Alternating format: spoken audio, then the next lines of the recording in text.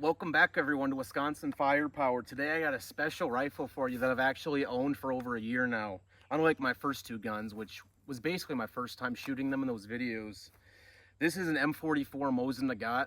Mine was made in 1946. These were made from, I think, 1944 to a little after, something like that.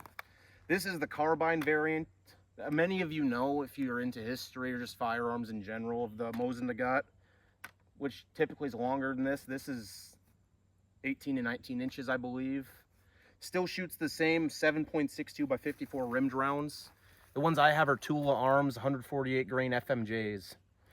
These are reliable for hunting up to deer. I've heard people hunt bear with these. I don't know if that's true or not. From when I've shot it, I could definitely see that. This has a lot of power behind it. All right, so unlike my first two videos, this is going to be more of an opinionated video of me giving you some things I think about this gun to help you decide if it's worth getting in 2026. Such as price, effectiveness, what you could use it for, etc. So now we're going to shoot it and go over some information on it. All right, let's show this stopping power. Woo! Kicks like a donkey.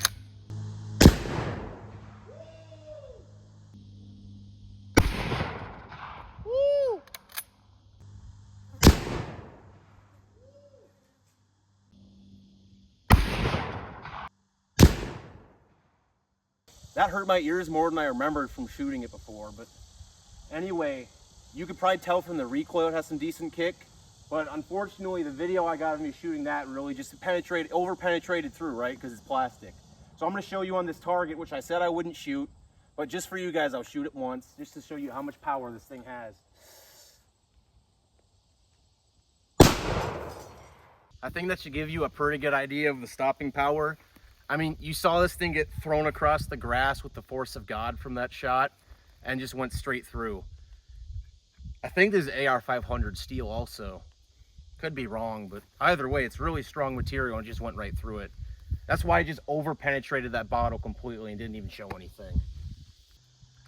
Well, I'd still never get used to shooting this thing no matter how many times I shoot it. God damn. But next we can go on to the price of these. I got this particular one for about $350 at my local gun shop. You can get these for the same price most places. Although I will note prices are going up. I'd still just try to look for cheaper ones. Some people want like $500 or $600 for these. Mine's in pretty good shape for the price I got it. So when you're talking about getting a firearm, before you even consider the price of the firearm, you're going to want to consider the price of the ammo. It's the same as getting a car, really. If you're going to get a nice sports car, you got to make sure you're not going to be getting 5 miles a gallon, unless you're a millionaire or something, and then it doesn't matter. But I'm going off topic here. I'm sorry. The ammo for this box of tool ammo, which is decent quality steel case, which, as you probably noticed before, this was about $32.99 for 20 shots. That's actually on par with a lot of hunting rounds. A little more than some, a little less than some.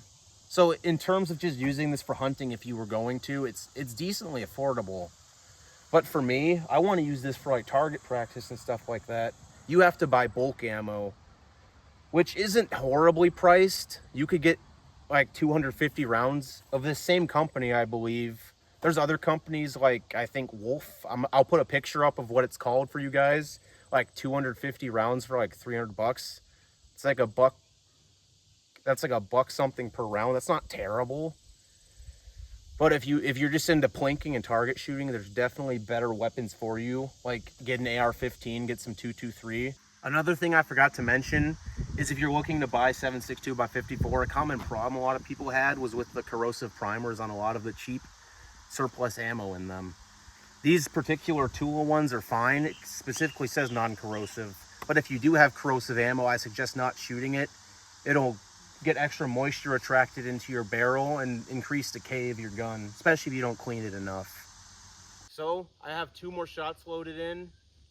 I'm going to show the accuracy of this weapon, which is probably another very solid point of it. These are pretty accurate weapons. They could shoot up to 300-400 yards away. Probably more effectively within 1 to 200 though.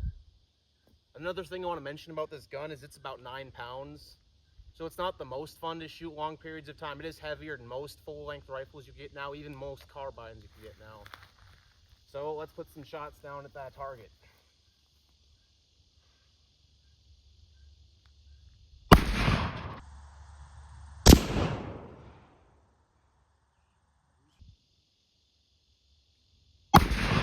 Anyway, on to the summary of whether I think you should buy this or not. My answer depends entirely on what kind of shooter you are. Who I would recommend this to the most is a firearms collector of old surplus rifles such as this.